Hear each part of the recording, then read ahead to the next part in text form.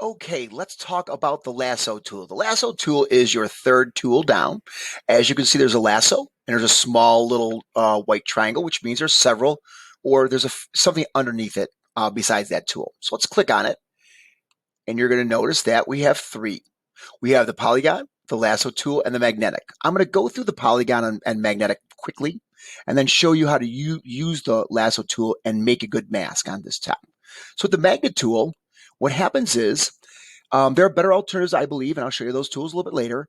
But what this does is the computer defines where it finds a distinct line, like say between this hair and this wall, the dark brown compared to the tan. So if I click and hold and I start drawing around, notice it picks up pretty much a good amount. And I go around, bring it back up. And I'm going pretty quickly. If you go slower, it's a little bit more accurate. But I'm just here to show it to you. Once you're done, and some people get a little carried away, you got to come back to the beginning.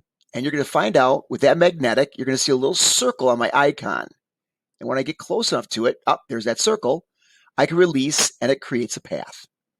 Okay. And notice it kind of got a good idea of where things are, but notice it's missing some of those details. And that's fine. We're going to worry about that later. But the magnetic tool is where you draw, it finds a distinct edge, the computer decides what it is, and then it makes its selection. Now, with the selection, we're going to go up top. You're going to see that there are 4 boxes next to the magnetic tool, and these are with all selection tools. The first one is new selection. So if I click again, notice the first one goes away, and then I have to come back here and I make it. I have a second one, which is I'm adding to it. It'll say, add to. So if I make a second selection, I'm just going to come over here and show it to you. They will combine, and notice it makes a new shape. Now this one is a subtraction, and you'll notice that the icons have on the bottom of the icon, as you can see there before I draw, there's a minus. If I go here, there's a plus. So it's very intuitive. The actual icon that you're using to draw the selection is telling you what it is. So if you go here, we draw this one here like this. It's the magnetic tool, so it's just doing its own thing. It will subtract from it. Okay. And of course, this one, where they overlap, and I'm just going to kind of make a big old overlap here. That's what's left over. Whatever's overlapped, it shows. So let's go select and deselect, and let's get to the next one. The next one is the polygon lasso. Well, polygon is a shape that has straight sides. So what this one is I'm not clicking and holding down and moving. I literally have to click, and then I'm literally moving, and it just draws a straight line. So the best tool this is used for is where when I use this tool is when I want to eliminate or I want to use things that are man-made, straight edge lines, buildings, buildingscapes, where maybe I want to take out a gloomy sky and I want to put in a nice sunny sky so it looks much better. So that's what it is. And again, I have to come back here and you'll see that circle. That will actually close it. Or if not, I want to just double click. It closes it also.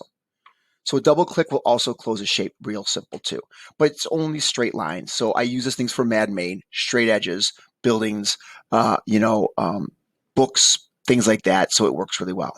Now the last one, and we're going to use that, is going to be the regular lasso tool. And it's the very first one. It's the one that I use the most. This is what I do all my fine tuning with. But here's the thing is, I'm going to show you another step after using lasso tools, how to get all this hair. This hair is something that's really, really wild. And Photoshop has made something that's really cool that will get most of these hairs. So what I want to do is I want to make a very close selection around Jack Black here. I want to come here. And if you miss some of the stuff, that's fine. But get as close as possible. Now, some people can't go all the way around like this, so I have to kind of like let go of the mouse. I'm like, uh-oh, it's there.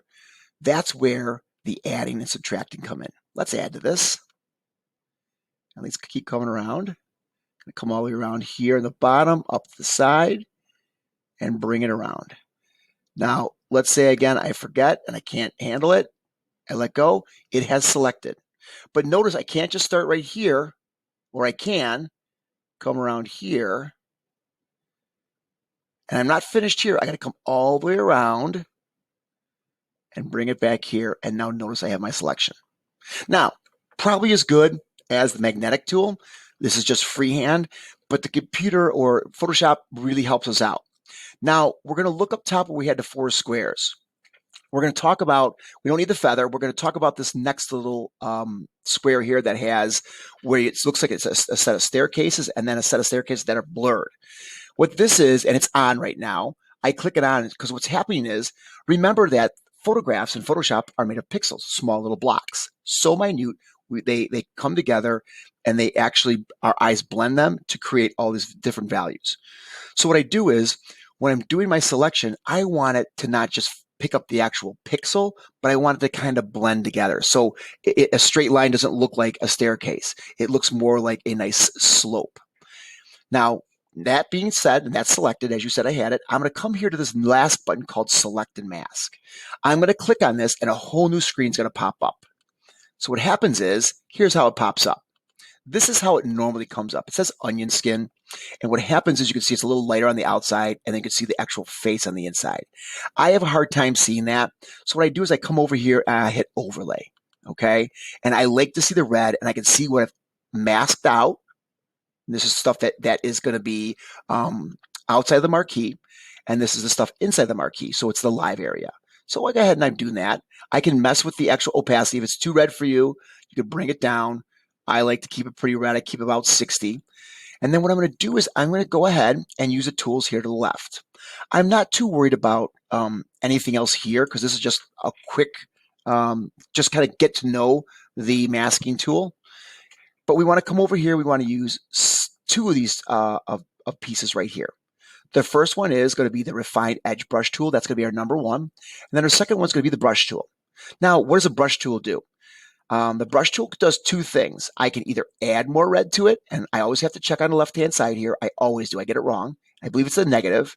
Yeah, I'm adding to it. And notice I can add more red to it. I can get closer if I want to. So if something like this is really big over here, I want to bring it a little closer. And you'll see why in a second, like some of these spots. I did a pretty good job. That's why in my selection tool, I'm pretty accurate with it. Now, if I want to change it or subtract some of it, like say something goes too much into it, I can use the plus sign and I'm going to add, or I'm going to take away some of that red. Now, it's just those here. If I want to make it bigger, I have my brush tool here. I can make my size larger. Notice inside the brush, it says minus, so I'm in the minus. Or if it's plus, you see the plus sign. You can make your hardness right here, all kinds of settings with your spacing. You can actually change it instead of a circle. You can make it into an actual oval, and you can even rotate that oval if you need to. So if that's up to you, you can use those. I'm going to come back here.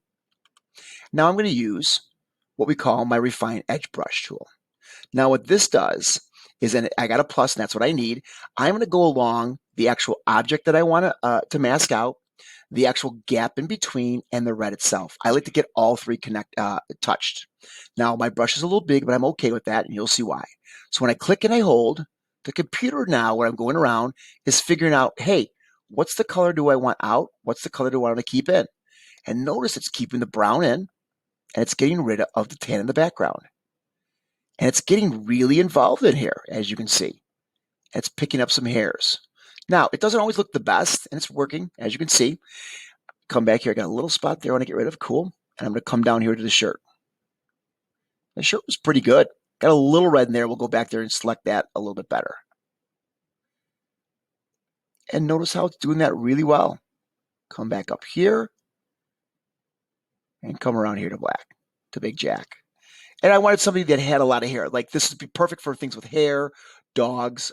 If you want the fur on a dog, or say a lion mane, or somebody that just has a crazy hairstyle, this is the tool you're going to use. And I got a really good selection here. Got a lot of in here. I got a little red right here on the collar. So I'm going to come back here. I'm going to just get rid of that a little bit. As you can see, I'm touching it up and it goes away. Now, once that's done, I like how it looks.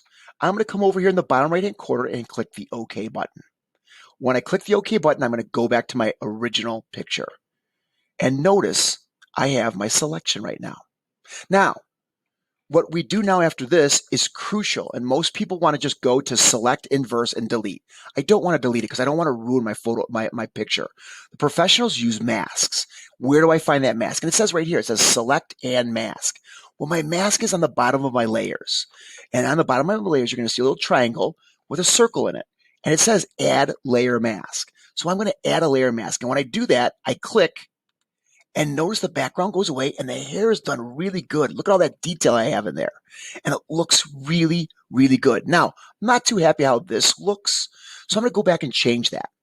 But let's take a look over here on the right-hand side. You have my picture of my layers, the original picture, and then you have this black and white silhouette of what I just created, the mask. I can look at the mask by holding the Alt button down and clicking on the actual mask. Boom. There's what it looks like. Okay, you can see how detailed it is. It's really kind of neat. But what I want to do is go back to my picture, just click on it. Let's click back on the mask, make sure my mask is highlighted, and I can alter this picture. And how do I do that? I use the paintbrush tool. With the paintbrush tool, I click on it, and I have to use black and white, okay? Those are the two colors I need. Make this a little smaller. And the first thing is I have black here on top, I have white on the bottom. If it's set with two different colors, click the little icon on the left, white on top, black on the bottom, and I can rotate those by using that little boomerang, those double arrows. Now, black on your mask hides. So think of it this way. I hide things in the shadows. Shadows are black. I see things in the light, and white is light. So what I'm going to do is I want to bring some of this hair back. So I'm going to do a little bit of white painting right here. My brush is here. I'm going to take the hardness. I'm going to leave it at 50%. Looks pretty good. And let's go ahead and make sure it's white on top. Come back with my brush and watch this. Look at how I put some of that hair back. And it looks really good. I like how that is. Now, if you don't like the whole thing, I can come back here, make this hardness really light. Like say at 2%, I can just dab it in and gently just tap it so it looks more like hair. And I'm good with that. And that looks great. Now, let me show you how you can hide things now. And I'm just going to do this, and no disrespect to Jack Black. I'm just going to use him as my thing. So if I use the black itself, how ironic, Jack Black, and I'm using black. Let's go ahead and hide his eyes. So what I can do is I'm just going to go ahead. I have my black brush, and I just go ahead and boom. Notice I'm masking him out. I'm masking out the mouth too. And let's take a look at what our mask looks like. You could see that the black there is, I just painted that in, and the picture goes away. Yes, I can go back always and get rid of that. Let's go back. Let's use some white, and I can bring back his photograph. So remember that. The dark hides things, the white reveals things. And that's how you use your lasso tools and making the mask.